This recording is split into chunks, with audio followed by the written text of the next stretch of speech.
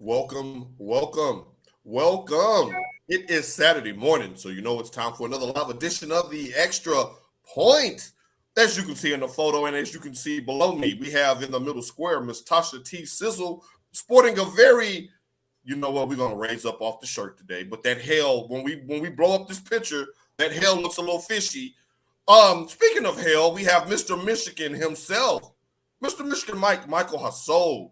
Bringing up the rear, what's going on today, team? It's good. It's good. Beautiful day outside. Beautiful. Yep. It is. It is a beautiful day in Dallas, Boys Texas. here in the land of milk and honey. Got up, made some fresh mango juice. I'm gonna give the dogs a bath. Exciting. I'm That sorry, has we to be can't get out of that song this morning. Yeah, I'm that sorry. has to be another show though, like R&B groups or something like that. Oh, yes. And speaking of which, we have a jam-packed show for you today. We're going to talk plenty of NBA. We're going to talk some legacies. We're going to talk some money. We're going to get into all things sports. And we have a special T-Sizzle's Top 5 today. We have T-Sizzle's Top 5 rap groups of all time. Make sure you stick around for that because I have a feeling that our lists are not going to line up. But that's what you're tuning in for. Before we get into all of that and more, a word from our sponsors. We are sponsored by May Jane's Coffee. That's MAEJANES coffee.com. You can get your Colombian, your Honduran, and your Brazilian. Also, your whiskey blend. Remember, Yes. some people want a little yak with their coffee. It's not yak, people. It may be a little Kahlua based, but you get the point. Again, please continue to support my daughter. She had her relaunch, so there's new packaging. I still have the old package. I ordered my whiskey blend. I'm just waiting for it to reach the island. But again, you can get Colombian, Honduran, Brazilian, and now whiskey blend coffee from May Jane's Coffee. That's MAEJANES coffee.com. Right on. Shouts out to MakeJamesCoffee.com. And we also want to introduce a new sponsor to the Extra Point family, Michigan Mike. Take it away. Hey everyone, another sponsor by Wolverine Comics. That is yours truly, comic book shop. We'll be doing a $1 start auction today at 1 p.m. Central Time. Link is in the Instagram. It's just Wolverine_Comics TX. And then if you have the platform already, then it's the same one, Wolverine_Comics TX. So go ahead, show up, and we're going to have a great time. All right. And Mike, make sure you put that link in the comments for the people who will be checking in throughout the duration of this hour. Welcome, Wolverine Comics, to the Extra Point family. We will be investing when he gets rich. Remember, we have proof that we know this guy. So don't you be acting brand new on us, May James and Wolverine's Comics when you blow up, because we are day one supporters. Speaking of supporters, friend of the show, Langston Moore checking in saying, go Mike. That's what we're talking about. It is a family affair. Now, let's get into some sports, shall we? There are 3 teams left vying for an NBA championship. That would be the Golden State Warriors, that would be the Boston Celtics, and the Miami Heat. And the interesting thing about these 3 teams being left is that all 3 have some type of legacy at stake should they win. So let's go ahead and break them down individually. Tasha, we're going to start with you. You were the one that came on this very show and you said that the Warriors would take care of the Mavs in 5. We gave you the black lip. Now's the time for your victory lap. T-Sizzle, will you tell the people what you saw that maybe the rest of us didn't see, that this will be done in 5 games? Well, again, it's the lack of support for Luka. Luka's lack of defense, because we saw when Wiggins yanked on him, he looked like I got to defend myself after I got dunked on. He looked like I'm going to defend myself while he going up on me. I just think also, like I said, the championship 4-2 they already possess. I didn't see Golden State going to Dallas. I was glad to see Dallas to beat, because now the Golden State Warriors are seeing like they're working. Everything is coming together. Right time. And it's kind kind of scary to watch, especially since they have a Kevon Looney who looks like 94 Olajuwon all of a sudden, getting 14, 15 rebounds, starting with game 6 when he put out my Memphis Grizzlies. If they have an inside presence and they can beat you on the rebounds and they have snipers all around the three-point line, that's going to be a tough team to beat. Mike, now that a couple of days have settled and you're able to kind of look back on the season as a whole, maybe the sting from the playoff exit has subsided and you can look more objectively at your team as a whole. For Dallas, where do you think their ceiling is? Do you think they can get back to where they got this year, next year? I think they've already been talking about making some moves. And that's the good thing about Mark Cuban and team is that he's ready to do it again, and he's ready to do it now. We understand that we have Luka, which we can't necessarily have every year for the future. So there's no building around him eventually. I know there was talks about like building that 2011 team, kind of like how they did, and just like missing pieces. I think in the summer that's what's going to happen. Western Conference Finals for sure. Everyone wants to see him go to the finals with Luka, so he just needs help. Let's pin you down a little more specifically. What exactly do you want to do? Because there's two schools of thought here. One, Jalen Brunson, who really made a name for himself throughout the playoffs, is going to be an unrestricted free agent. Looks like the tea leaves say that he's going to be $20 million a year. If you re-sign him at that dollar amount, you're pretty much bringing the same team back. Or do you like maybe go for a signing trade and bring in a Rudy Gobert or a rim protector? Which would you rather see them do? Rim protector for sure. I don't see Brunson staying with us. There's no way. No, I mean, like, would I love for him to come back? Yeah, but I mean, he needs to get his money, and the only way to do that is going to another team. Right, and besides, he's a ball-dominant player. So if you're going to pay $20 million for a player, they really need to be able to play off the ball because that's Luka's team. That's not changing. He is the Magic Johnson of the Showtime Lakers. Nobody's going to supplant him as the primary ball handler, and nor should they, because the man was remarkable in the playoffs. As far as Luka himself, any advice that you would give him before he heads back home overseas for the summer? We know that's where he's going. Yeah, I would say take it easy because I mean I know you're take it easy. Go ahead. No, he need to get in the gym. He need to lose. You go ahead, Mike. You still got that baby weight in. But you know what, Tasha? No, let's come to you because when you're in the booth, damn it, you must tell the truth. Michigan Mike just got on live television and said that Luka needs to go relax. Go kick his feet up. Tasha, to that, you say what? No, he need to get his ass in that gym, tone up a little bit, for his ass be out here looking like Zion, and then looking like Stay Puffed, and then the Mavs gonna be wondering what happened, looking like Sean Kemp when he was past his prime. On Baby 5, we talking about Baby 5, Sean Kemp, when he just said F it, like I ain't gonna get no more deals, no way. I'm finna eat this bear claw. I mean, what Luka's body is effective for what he's doing, but I mean, it would be so much better if he was actually in shape. Now we have, I believe, an MFFL checking in says my Mavs need to get a big, maybe Mo Bamba from the Magic. Mike, Mo Bamba from the Magic. You like that move? Yeah, I would like any move, any additional help down in the paint. I'm okay with. Right, not necessarily a Mo Bamba because he shows up when he want to show up. But I was listening to one of my sports shows, and somebody was saying like even maybe if you put DeAndre Ayton with Dallas, like how would that work? Well, the talk right now is getting Zach LaVine, and that's what the rumor. No, he's going to the Lakers. Quit being greedy, Dallas. You already made it to the conference finals. Don't be upgrading over Brunson. Remember, my Grizzlies are in your division. I'm not with this LaVine talk. You're not going to get him a superstar wing.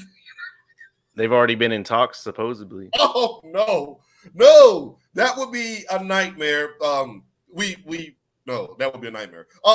T-Sizzle, let me come to you real quick. Let's talk legacy as far as Golden State is concerned, if they were to get it done. This will be their 6th finals appearance in 8 years.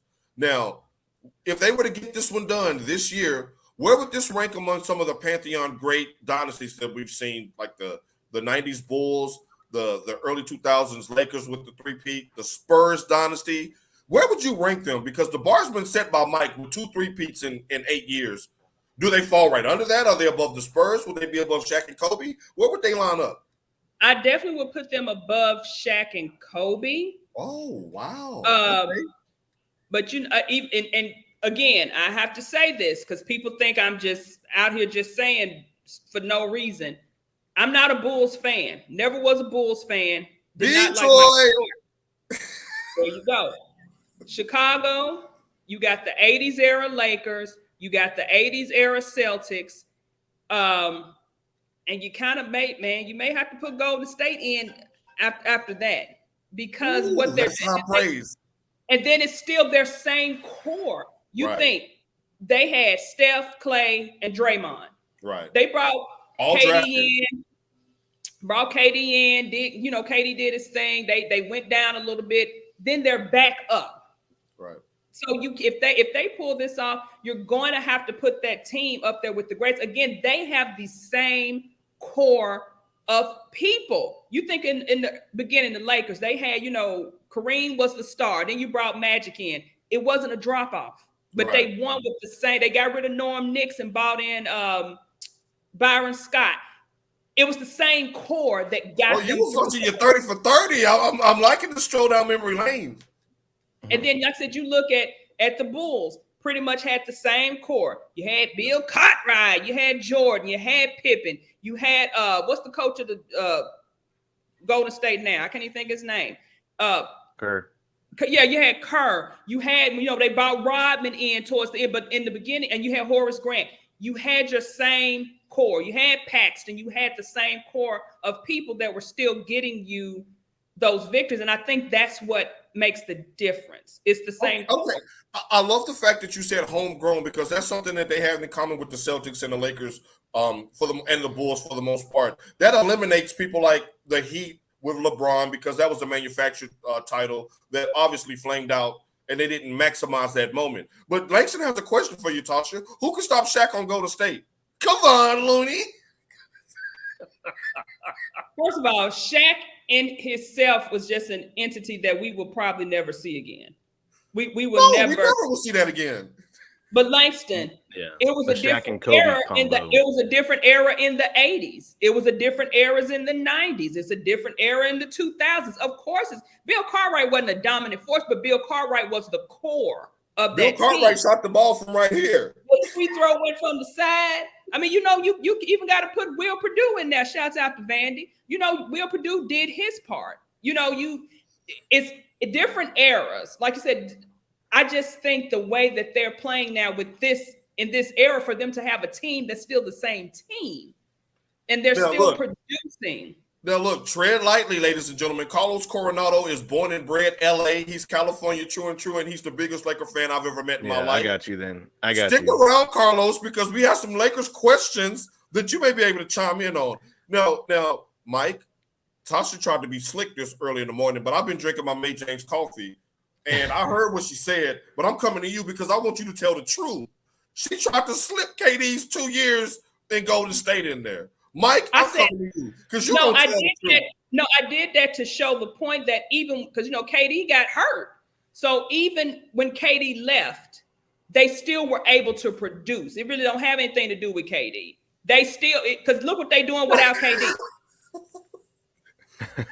Okay, so he says the only chip the Warriors core has won is against an injured Cavs squad. Oh boy! Now if we go down that rabbit hole, we might get stuck there. But Mike, real quick, she brought up KD.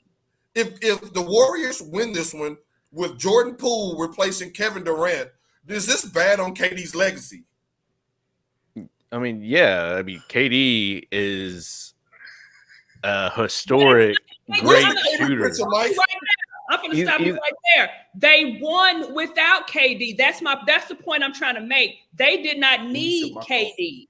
Right. So it goes to my point though. What I was gonna say is the Lakers are above Warriors in my opinion because of the talent pool that they played against. You look at the Lakers and who they played. You got a really good Phoenix team. You got really good Sacramento teams. Like you got a lot of really good Western Conference teams.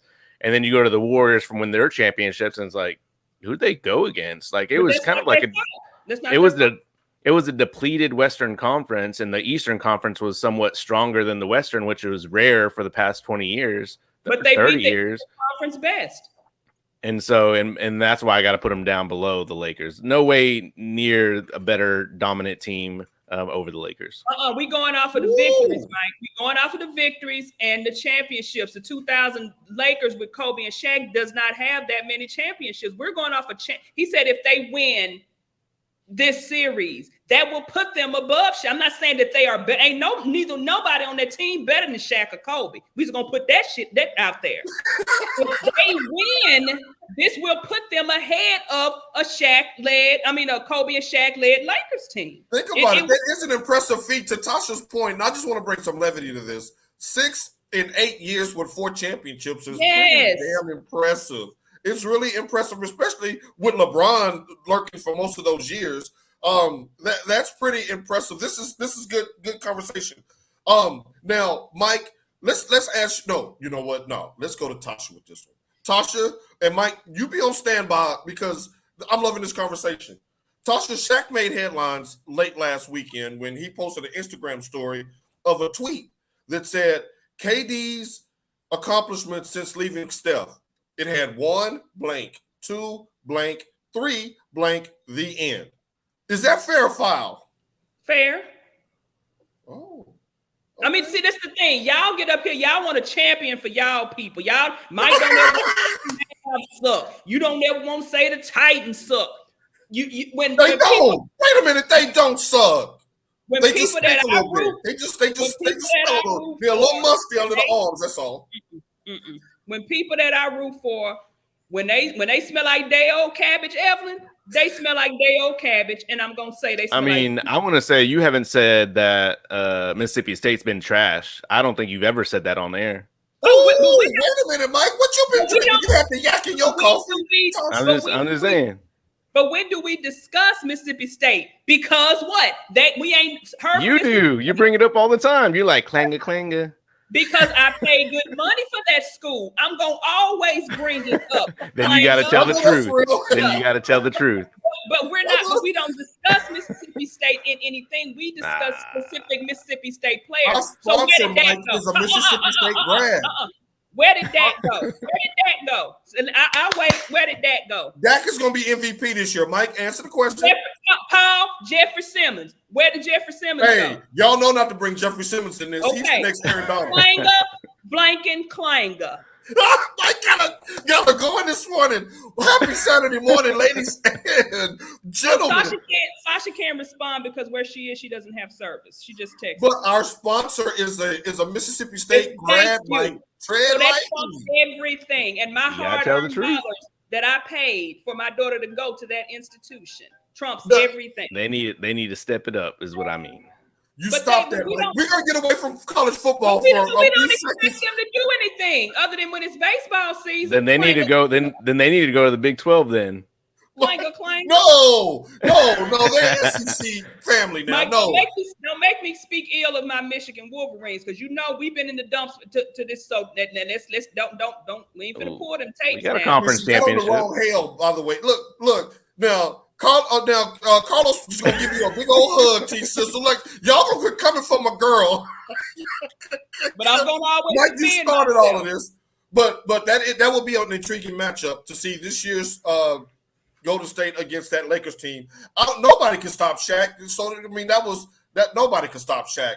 But I think what makes it a good matchup is that, like to Tasha's point, it's a different team because they don't need to guard Shaq. Like, okay, Shaq's down in the paint, gets a couple penalties for having 5-second violations, and then like they just shoot on the perimeter. Like it's a different game. Kobe's gonna go hero ball once them threes start raining on the other end of the court. Yeah, Kobe. That's okay. So keeping with the Lakers, sit tight, Carlos, because we're coming right back into your wheelhouse. I don't even know who to go to first. Y'all done got me off the rails, and that rarely happens. So I love it. Boston.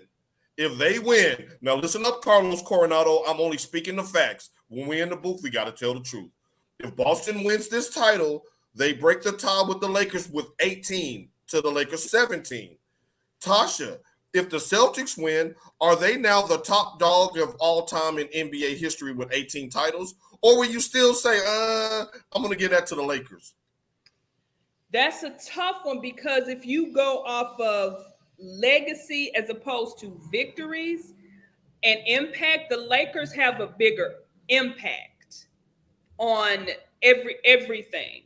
Whereas, you see Boston as a cold, drab, place, smoke-filled arena, which just happen to have some great players. But I don't know. That's a tough one. It is. And I got something I'm going to come back to you on that's going to make it even tougher that I'm dying to get your opinion on. Mike, the Celtics, started out 7-0 against the Lakers when they first started playing for titles back in the 60s. And then the Lakers had more success recently. Who would you have as the top one of all time if the Celtics were to get number 18 this year? For me, that's an easy question because since I've been born, I've only been born for two. That's important for context. I've only been born for two of the Celtics victories, and if you want to count birth year, if you don't, then it would just be on Infamil back when Bird was playing. So I've only seen them and remembered them winning one, and so I have to give it to the Lakers. That's easy. Yeah, see, it's the impact. The Lakers kind of spanned a few decades where Boston fell completely off. Even at the time when the Lakers fell off, you still talked about the Lakers. A true Lakers fan called them the Sharmans. He called them the Sharmans. Damn, Carlos, it's too early for that. It's too early. Now, Tasha, since Mike is a millennial and he wasn't around for some of these, I'm going to do a tale of the tape. And Carlos, I think you're and Mike around the same wheelhouse as far as age. So, Langston, this is for me, you, and Tasha. He says the Lakers are just more popular and marketable. Yeah. Just so mainstream. That is true. That is very true. Now, that's my point. Let's go with a tale of the tape. I'm going to go through the eras of both franchises, and you tell me which overall roster would you take. We're going to start with Boston. Okay, first they had the Bill Russell era, 11 titles, like 7 or 8 in a row. Then they had Larry Bird, McHale, Parrish, the 80s era. Then they had the Celtics Big Three era with KG, Paul Pierce, and Ray Allen. And now they have the Tatum and Brown era. That's the Celtics run over the last 50 years. For the Lakers, you have the Jerry West, Elgin Baylor, Wilt era in the late 60s. Then we go to the Showtime Lakers with Magic and Kareem in the 80s. Then we go to Shaq and Kobe bringing in the new millennium with their three-peat. Then we have Kobe Gasol back-to-back in 2009 and 2010. Then we have the Bubblicious Championship by the King and AD in 2020. Whose roster are you taking, T-Sizzle? I'm going with that Showtime. You get Showtime was, that Boston, man. I'm a Larry Bird stan. Thank you, Carlos. Carlos, you are blasphemous because you're a Lakers fan, and I know you celebrated that bubble title. I wish I could come through this TV and choke you right now. He hates LeBron James. He's always hated LeBron James. I loved it when LeBron went to LA just so it would mess with Carlos, and he's still calling him Charmin. Here's the crown. I'm wearing it the rest of the day. Go ahead with your point, Tasha. Pass it on to Greece, because the Greek freak is wearing that crown now. He hates LeBron. I ain't never seen nobody hate LeBron James. He hates LeBron James. Okay, Mike, Mike, you were shaking your head during this whole thing. Like, this ain't even close. Is that what you're saying? That is true. That is true. Back in the 60s, it was like 10 teams getting the chip, and it was like 3 brothers, and Bill was one of them. So I get that. Mike, so go ahead. Finish your point. No, it's not even close. If you take the Lakers championship all-star teams against the Celtics all-star teams, like they're both great teams, but man, right, not even including the starters, like the bench too. I'm like, nope. That would be an intriguing matchup. And Langston is right. True Lakers fans don't want LeBron because of us bandwagon fans. They root for the Lakers only because LeBron is there. It's our fault. I will admit that. Now, the third team, kind of the forgotten team, even in last night's games, the Miami Heat. I think we all had Boston penciled in after game 6, after game 5. How bad Miami looked at home against Boston. They come back and Jimmy Butler turned back into Jimmy Buckets, dropped 47, 9, and 8 in a must-win game on the road. He looked like Game 6 LeBron with the Heat when they knocked off the big three, when he dropped 45 on them. So my question to you is, we'll start with you, T-Sizzle, because I know this is making your stomach turn. If the Miami Heat win this one, that would give them 4 championships over 3 different eras. Would that put them in the elite category franchise-wise with the Heat, the Celtics, and the Lakers? I mean, No, it wouldn't. Why not? Why not? Again, Mike, Mike, I saw that. What did you say? The genetically modified teams that they put together? That's not a legacy. That's not a dynasty to me. But But wait a minute. You counting KD's 2 chips in Golden State? No. I said, hello. Open your ears. I said they are still winning without KD. So Mike, you looked up like on the Brady Bunch squares. Remember how they was looking at each other at the end of the Brady Bunch squares? And the lady met this fellow, and they She's crazy. You guys keep thinking because I'm a KD fan. I'm not like you. I don't pull out a crown or get them. Every time I talk about KD, because I can admit KD's faults. Golden State is winning without KD. They won before KD. KD was, and the Heat are winning without LeBron now. They're back in the finals. But it's a totally different team. I think had LeBron, Bosh, and Wade, had he just stayed in Miami and they kept winning, it would be different. But he's a team hopper. He team hops. Then you're not building a true dynasty when you're not building a true dynasty when your teams don't constantly win back. That's to me, a dynasty is a team that can at least win a back-to-back. If you're not winning back-to-back. Yeah, I agree that they're not even in. Like, we're talking about the Spurs, I'm the sick Lakers, of y'all turning on me, by talking the way. about some Celtics. Like, you can't even, the Warriors, you can't even bring the Heat in this conversation. Like, that's right. That's like me saying, "Oh yeah, if Dallas had won, are you going to talk about Dallas?" Like, no, they're not. Full disclosure. Hold on, Mike. Since we're truth telling today, will you tell the people that you hate the Miami Heat and hated them before the show even started? Oh yeah, I hate the Miami Heat. Ever since they made fun of Dirk for having a cold or a flu or whatever, they were like, "Yeah, I'm sick too." He came back and beat 3 straight games. And ever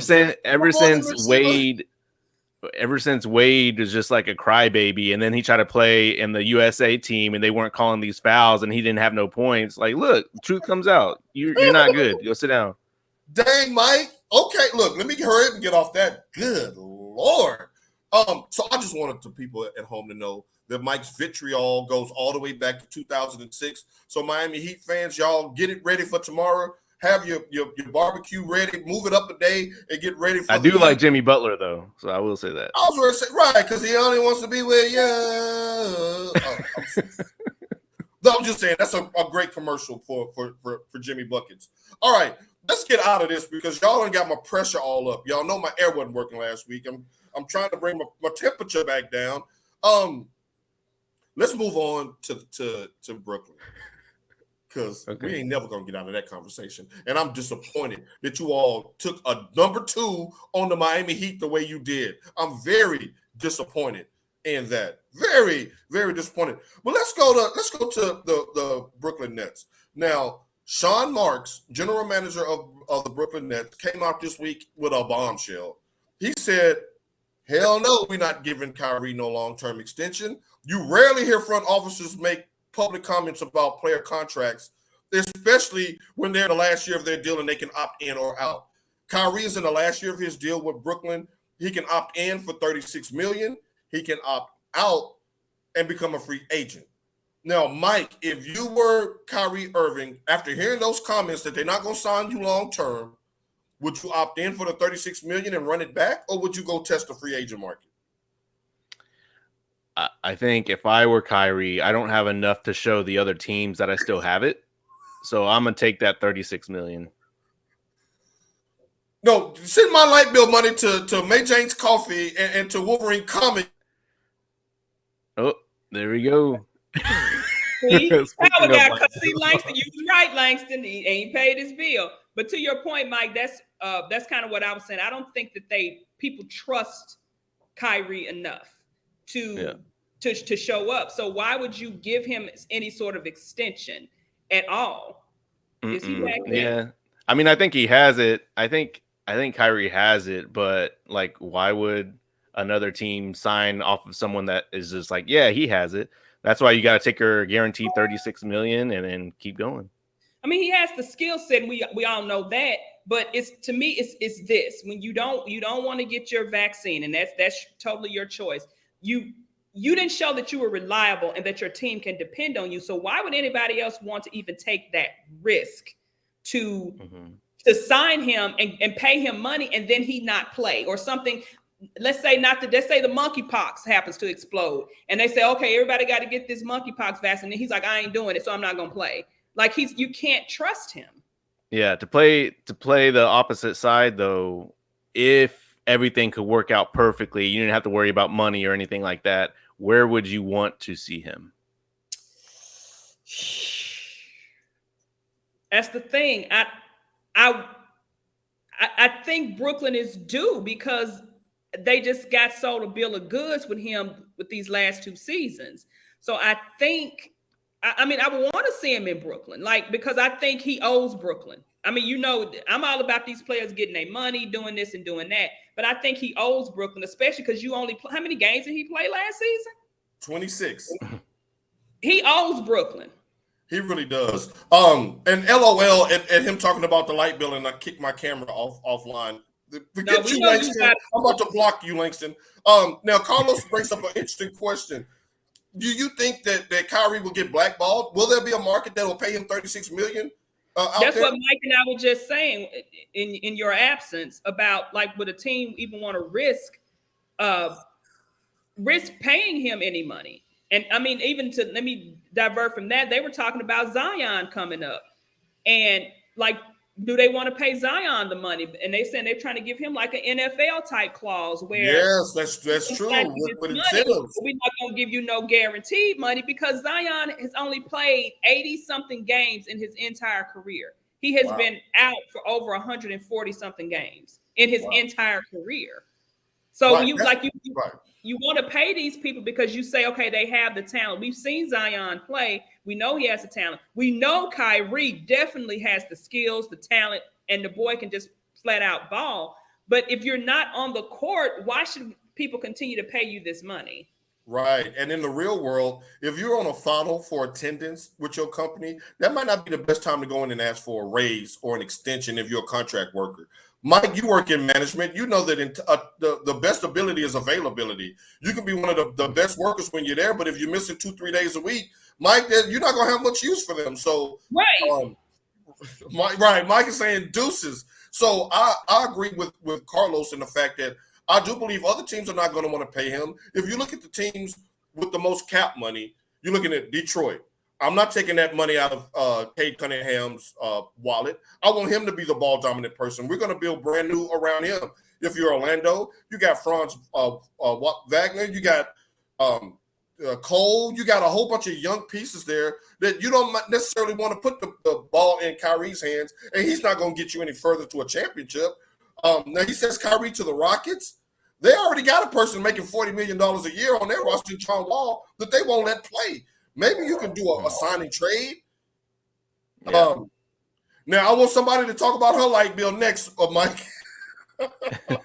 So Mike, if you're Sean Marks, you wouldn't, because I'm sorry, I may have missed this part, so I apologize if you have to repeat. If you're Sean Marks, you're justified in not offering Kyrie a long-term deal, right?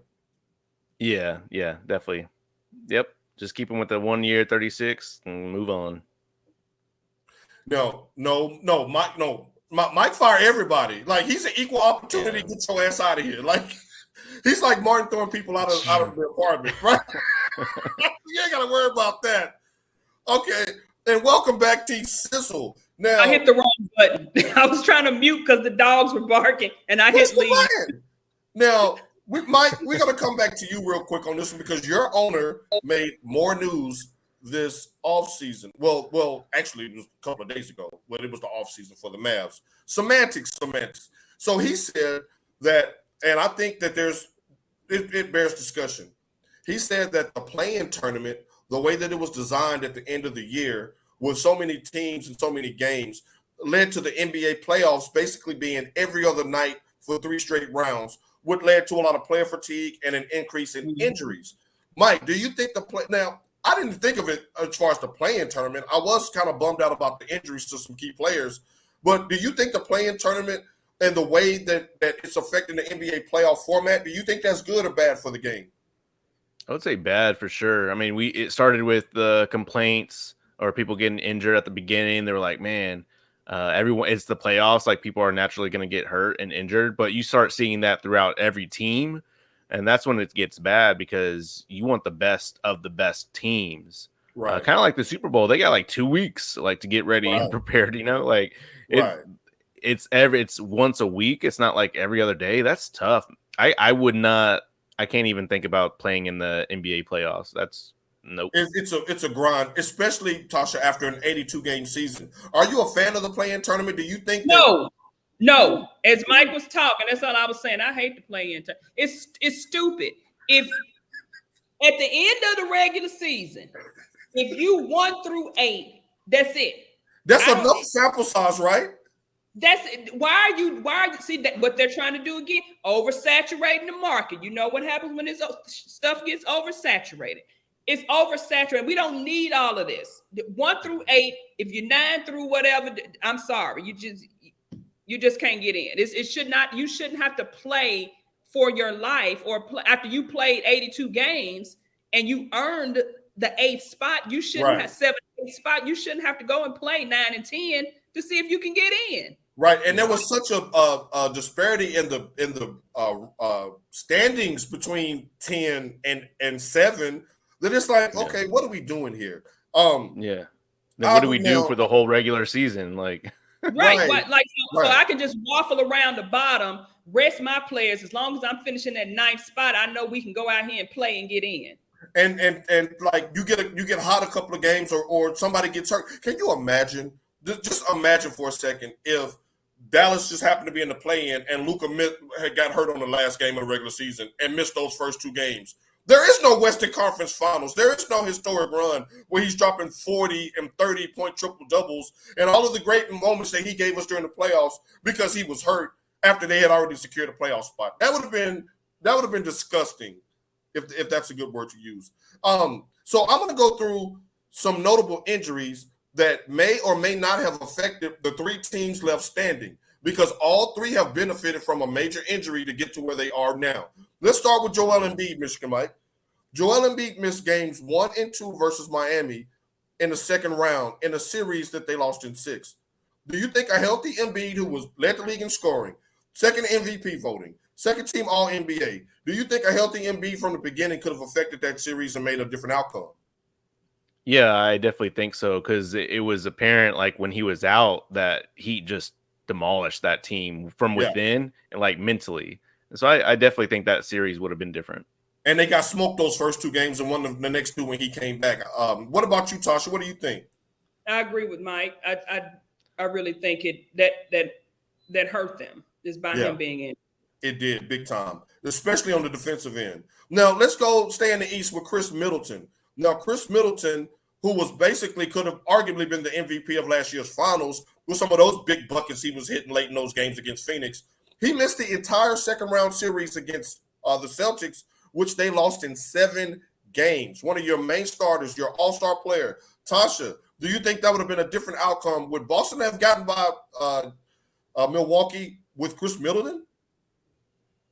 Yeah, and I said that. That's what hurt them. Had Middleton been there, they would have beat the Celtics. I totally agree with you. Mike, your thoughts on Middleton?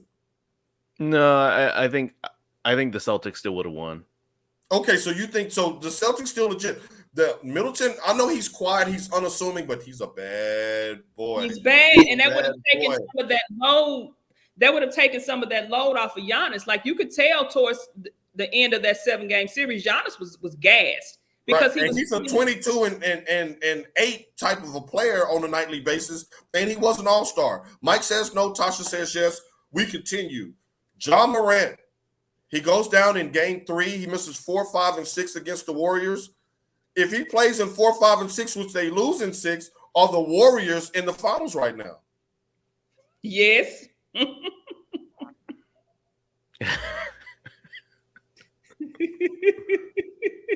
hell you laughing at?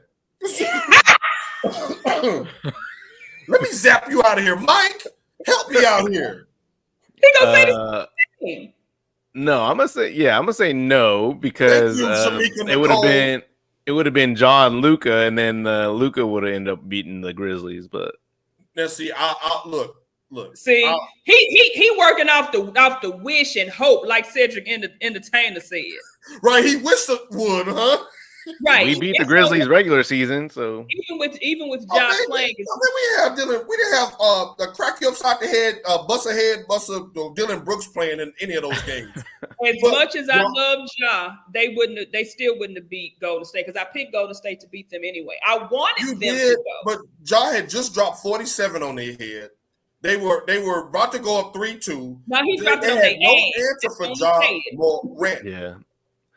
That's the Warriors' weakness is they don't, against a really good offensive player, they have no answer for. They don't play that defense. And so that person can just go off for 40, 50 points. We would have been at the parade in Memphis had Ja Morant's knee not went go buckle. You know this. And we wouldn't have been scared of no damn Dallas Mavericks. Come on, man. Stop playing. Like, they would have beat gonna wipe out Luka. Luka could barely get up and down the court in game 5. Hands on his knees, couldn't breathe. Over there eating a muffin at halftime. Don't you do that. Like, Y'all don't do that with Ja because you know who's going to get the crown. You know who's getting the crown next. It's Ja. This crown ain't going nowhere. Shouts out to Tiffany. Right. No naked host today? We can make it happen, Tiffany. Just say the word. Oh, Lord, as we move on in a hurry. Now, we have a special T-Sizzle's Top 5 this week because we want to pay homage and throw it back because we have a huge listening base and viewership of millennials and Gen X. You know, that's who's been riding with us from day one. And we were all treated to one of the best versus matchups that I can remember when legendary rap groups UGK and 8-Ball and MJG went toe-to-toe. Tasha, you're our official versus correspondent. You watched this. How was it?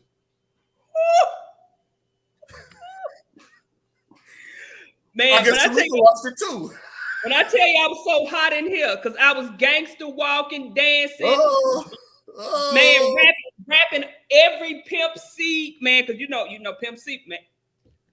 I remember when Pimp C died. Let me put it this way. I was going because I had some big stuff and I was going to take it to the laundromat to put it in the industrial dryer.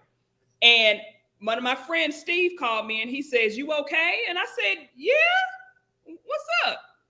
He said, "Man, they said Pimp C just died." I was in the middle of the parking lot. My foot was still on the park. I hadn't even put my car in park. I was sitting like this. I couldn't move. Tiger Woods, did you? I mean, I couldn't. I mean, it just did. I mean, even though the way he died, you know, he got it out. He did what he did, but it just did something to me. And ever since then, it was just like every morning it was all UGK going to work every morning. Being from Tennessee, being an 8-Ball MJG fan, growing up in Tennessee, and then moving to Texas, I had like a civic duty to like pay attention to this versus. I remember when Texas rap hit, Mike. You can go ahead and puff your chest out. It hit in Tennessee like a tsunami.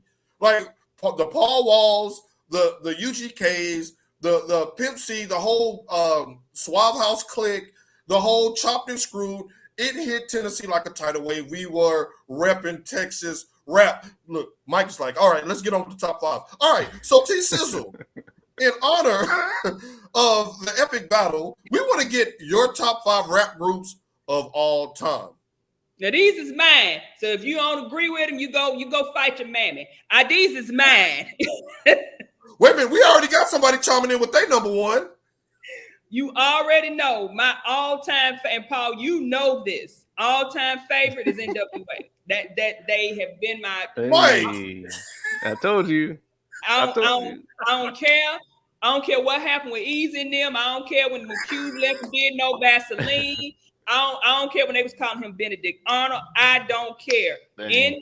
NWA is my all-time favorite. They got to be number 1. They got to be number one. Followed by them Kangs up out of PAT, Port Arthur, Texas, Bun B, Pimp C, R.I.P. Pimp C, Candy Paint, Trill, Hold Up, everything. That's my second.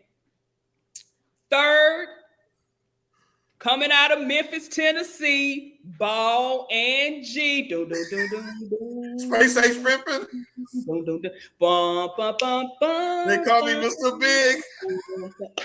And third, I'm on number 4. 4 is, man, even though they don't really have like a plethora of like a big catalog, man, Eric B. and Rakim, I bumped that down here on the island. Like I'm in the car, and when I put, man. Eric B. for president, you said? Man, Eric B. and Rakim just kind of did something to me. Now, this is where it's going to get a little controversial because I had a few more that I could have put in this fifth spot. But of course, y'all know me. I do what's for the culture.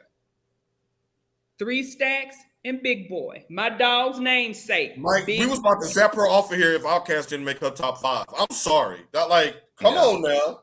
All right, so Langston, you've been vindicated. Okay. That's her list, you know. Oh, you see my son? You see my son right there? That's Big Boy. That's my big boy. Oh, I love the way dogs nap. Lord, if you could just give me a dog snapping, I'd be fine. Now Carlos said fire on number 4. Okay, all right. So we got some people loving your list. Now, Mike, you're a millennial, so you came through a slightly different era, so your list may be slightly different. Where do you agree? Where do you differ with T-Sizzle's top 5 rap groups of all time? So yeah, we have some commonalities. I would say I didn't rank mine that way because they're so different, you know, in the things that they brought to the table, the style. So I'll give you some examples. So on the list, I have 3 6 Mafia. I have Outkast on there. Tear the club up, huh? Tear the club up. Tear the club up. Okay, I'm sorry. That's my group right there. 3 6 Mafia. Anyway, so I definitely have Outkast. Fist fight days. People don't realize he used to whoop ass. But keep going, Mike. So definitely have Outkast on there because they have a lot of bangers. I'm sorry, who's number 2? He's an Outkast. Outkast, okay. I have Wu-Tang. Oh, the Woo! Okay, I forgot about them. And hit a M effort. All right, keep going, Mike. I like the list. NWA. We talked about that offline, along with another one, but I'll let you say that one on your list. They actually didn't make it on mine after I looked at everything. And then these last 2. I got different flavors like R&B and rap, so I put the Fugees on there. Ricky.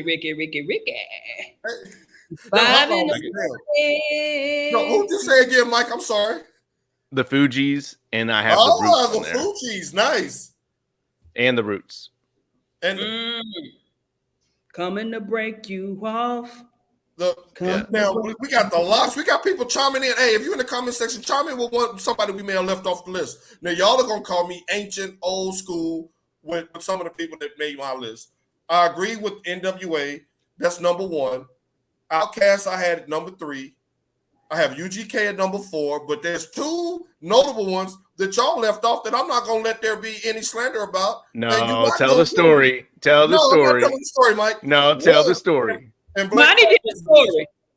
I need to hear the story. Number 2, Run DMC. Who started this rap group thing? It's Run DMC. Stop it, Mike. Hey, tell them the story. I need to hear the story. Okay, so me and Mike on Thursday, we were going through our list, getting our list together once I told him what T-Sizzle's top 5 was going to be about this week. And I had Salt Pepper on the list at first. And then Mike's the one that kind of brought me on board. Yeah, Salt Pepper. That was a great rap group. That was and I was like, what about Run DMC? And he's like, then I ran in another room and changed it. Right. Man. What's the story? Hey, Christmas in Hollis. That's what's up. It's Christmas time time in Hollis, Queens. I'm gonna take the chicken and collard greens. Collard greens. So Run DMC, you gotta put them on there. They're the first. They're the legends. They're the Adidas Shell Toes. They the Rock This Way. Come on, man. They the kings. And number 5 is kind of controversial, and I don't care what none of y'all got to say. Y'all may call me soft. Y'all may call me weak. Y'all may Peter call and me Bunny, rat. and they like to boom. But no, my number 5 is Kid and Play. No, Tasha, you're gonna look at me. You're gonna look at me in my eyes. Kid and Play. Kid and Play, Tasha, I can't believe that you would diss Kid and Play. They had the songs, the dancing songs. They had the movies. Oh, that's a good one, Carlos. I forgot about Mobb Deep. Shook Ones, the infamous Mob. But no, Kid and Play. They had cartoons, and they get in the top 5 because of House Party movie. Was that not a legendary movie, Tasha? Kid and Play can't get enough for that funky go rhythm. Hey. Go. See, Yeah, that who was a else good makes movie. it go? No, don't do it, Facebook. Yes, Kid and Play. What are you, 12? Thank you, Facebook. Kid and Play. I'm gonna put Bone them on top of Kid and Play. You put Bone in there. Let's see, the thing is, all y'all want to do is rapping and sucking and bumping. That's all the rappers. You got all these rapping and killing and sucking and selling. Bone. Look, everybody's killing me now. They said they not in my top 5, but they all right. Don't do that, Shamini. You was down at the castle dancing to them.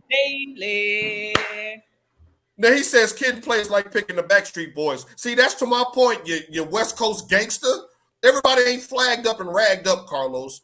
But there was a good era in rap before y'all came and dirtied it up with your murdering and your killing. Good, but I'm not gonna ever put them on anybody's top 5. Well, I did. I want them to get their honorable mention. They had just as many hits as UGK. Where's UGK's movie? Let me call Paige. She in Costa Rica right now. Paige, a trip to Dallas because I need to whoop somebody's ass. No, I watched that movie. I know. Port Arthur, Texas. Kid and Play made a movie called House Party. UGK made a movie called House Arrest. Dang. Paige, I need that flight ASAP to Dallas. He said it's like picking the Backstreet Boys. Do we always got to be associated with selling and killing? But again, then I pick 112. Thank you, Shamika. No, we put 112. We'll do the R&B groups next week. I'm just saying. I just wanted to show some love to them because in the 90s, at Pearl, we were all doing the Kid and Play dance. How many times, Mike? Me and you did the Kid and Play dance at your wedding recital. Not the recital. What's it called? The after thing. The what do you call it? The reception. We did the Kid and Play and the whole. So don't do that, Mike. You know you get down. But we didn't rap about it. You can't be you murderers, you killers. So what the up? Step wrong, and I take your nuts. Got more dope than a pharmacy. Hope I got what I'm talking about. Now it's 10 o'clock in the morning, and we're doing drugs and killing. That's where I say getting from you every day. Kick it with the trim. So you best not slip. Mike, please stop her. Kick the gate. All right, that'll be the no. Right. There you Wait a go, minute, Mike. Langston. Hold on. Wait a minute. Everybody was doing the Kid and Play. Go back and watch the Firebirds. Pocket full of stones, drugs. What are y'all? A bunch of criminals? Anyway, Mike, as we proceed, we're getting out of this in a hurry. I don't like the talk. You need Minister Society remix like Bun did on the verses. He did that. You all have children now. What would your children think? With your crack selling, weed smoking? My daughter had the opportunity to work it, but she had something else to do. Oh, yeah. Flying through your pelly, some spelly red jelly is dripping out of your bag. Jumped on my like it's going out of style. You can't Mike, see me. This was a mistake, Mike. Mike, I apologize to you, Mike. This was a huge mistake. We see all of these goons done showed up out of nowhere. Then they turned the show into Murder, She Wrote and on the first 48. None of them had no cartoons like the Jacksons. Damn it.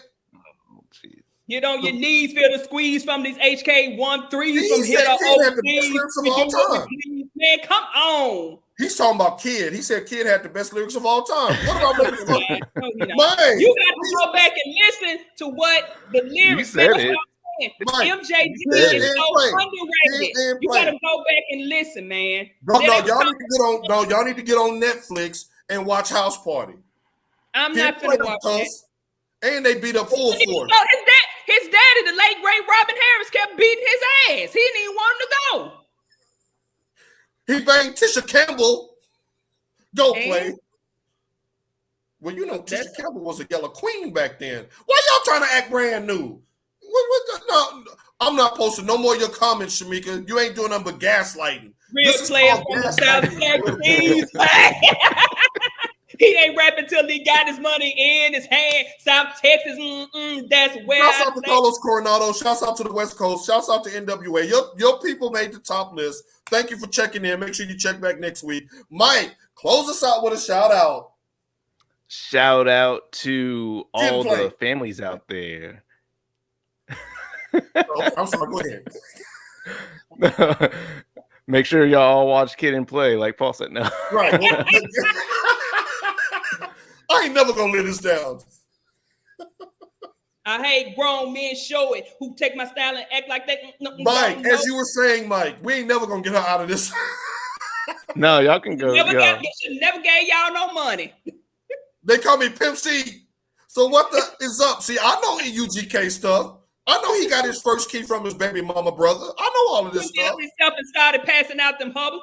Shout out to my brother for family banging UGK and his Monster 323. sold his Cadillac. He got a brand new Lexus Sports Coupe. He bought a house on the hill. He had a boat on the lake and had a detail shop to cover up them ducats that he made. But he ain't had no cartoon. Mike, shouts out to the families. Just a reminder, make sure y'all spend some time, some quality time with each other, you know, just have some family moments, you know. Shouts out for that. Yes, indeed. Tasha T-Sizzle, who you shouting out today? My shout out goes to a couple. One of my friend's daughters, Jackie Griffin, her daughter just got married yesterday. So shouts out to Kelsey and Zach Canella. So blessed that had a blessed Canelo the boxer? You know what? Sasha sent me photos from the wedding because, of course, I could not attend. She looked gorgeous. Zach looked handsome. So shouts out to the Griffins. And I think that's his name. It's Canella. I think that's what it is. Hey, if his mama called him Canella, I'm going to call him Canella. Congratulations to the two of you. May it last more than a lifetime into eternity. I want to give a couple of shout outs. One, I want to give a shout out to Miss Texas Slab herself, Miss Tasha T-Sizzle, because tomorrow in the Dominican Republic is Mother's Day. So shouts out, happy Mother's Day to you and the DR. I hope that you get a call from your daughter. Hope that that you are treated with the admiration and respect that all mothers should be treated with. Where would we be without mothers? I hope you got the letter that I sent to you. I always love my mama. No, Mike, sing Ghost to Men's Mama. Come on, Mike. Mama.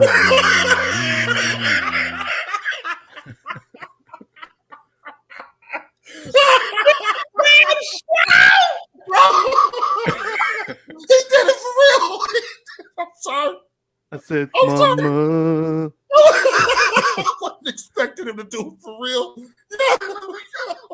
Yes, wishing a happy Mother's Day to T-Sizzle. And I also want to give a shout out to Benjamin Smith, who fixed my AC yesterday. These are the cool, comfy confines of Cafe Coco once again. I'm that cool took 2 and I'm weeks, chilling. And thank you for finally fixing what was wrong with my AC. They had been coming over every day this week. They couldn't fix it. Benjamin finally came in, and whatever he did, my house is cool and chilly. I'm ready to enjoy a nice 3-day weekend. Wishing you all the same. We will see you all in 23 hours and a few minutes. Peace. Oh, there's the button. Sorry.